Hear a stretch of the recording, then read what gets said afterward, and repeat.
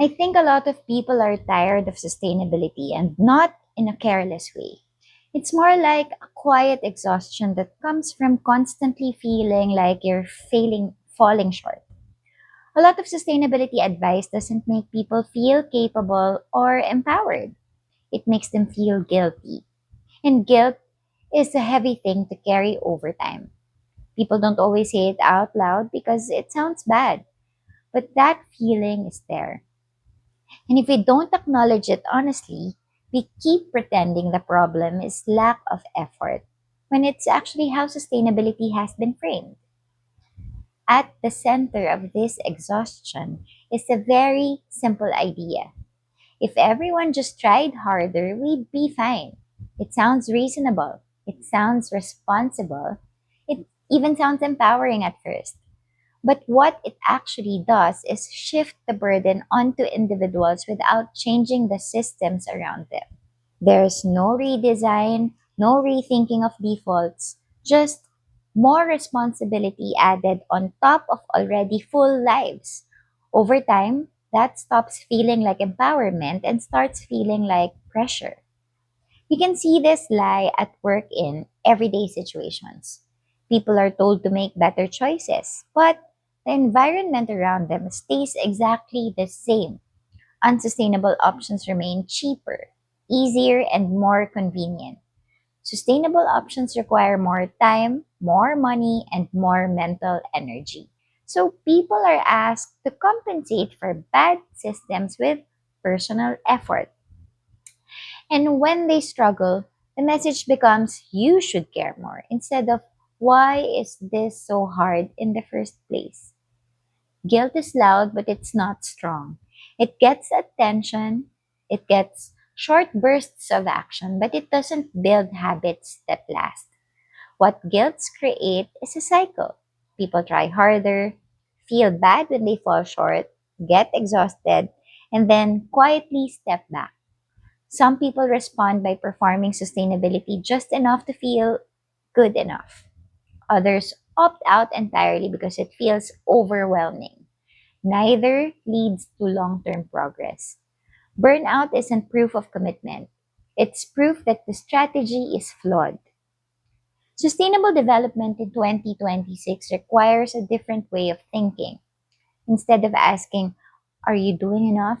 The better question is, what actually fits into your life right now? That includes time, energy, money, influence, and the season of life you're in. When sustainability respects capacity, people stay engaged. When it ignores capacity, people disengage, not loudly, but slowly. This shift isn't about lowering expectations. It's about making change durable instead of exhausting.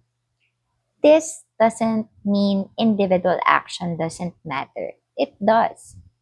Just not as moral labor. Individual action matters when it sets patterns, when it normalizes better defaults, and when it's repeatable even on imperfect days. The actions that last aren't the most impressive ones. They're the ones people can keep doing without constant emotional effort.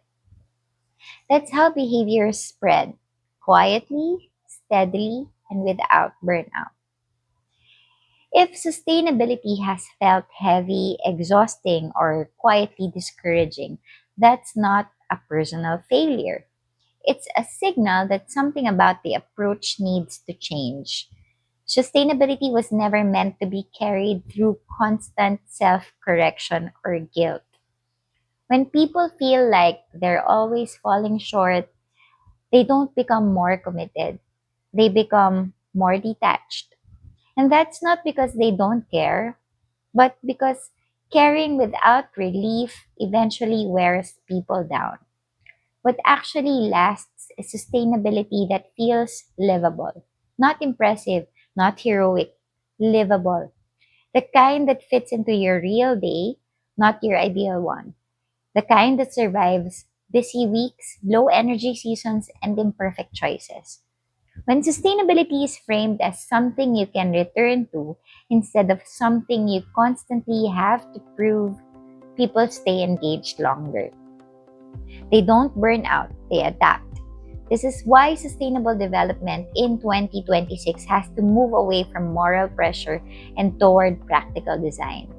The question isn't whether people care enough. Most people already do. The real question is whether the systems around them make it easier to act on that care without constant effort. When sustainable choices are easier, cheaper, and more normal, people don't need guilt to participate. They participate because it makes sense. And this is where individual action still matters, not as sacrifice, but as signal. Small, repeatable actions create patterns. Patterns create norms. Norms influence systems over time. That's how change actually scales. Not through pressure, but through participation that people can sustain without resentment. So, if you've been feeling tired of sustainability messaging, that's not cynicism, it's discernment. It means you're ready for a version of sustainability that respects your limits and still moves things forward. In 2026, the goal isn't to do everything or to be perfect. It's to stay in the conversation, stay in the practice, and choose what you can realistically carry long enough for it to matter. So, I hope you got something from today's video, and I hope to see you again next week. Please subscribe if you haven't yet, because we will be talking about this more often. I hope to see you again. Thank you. Bye.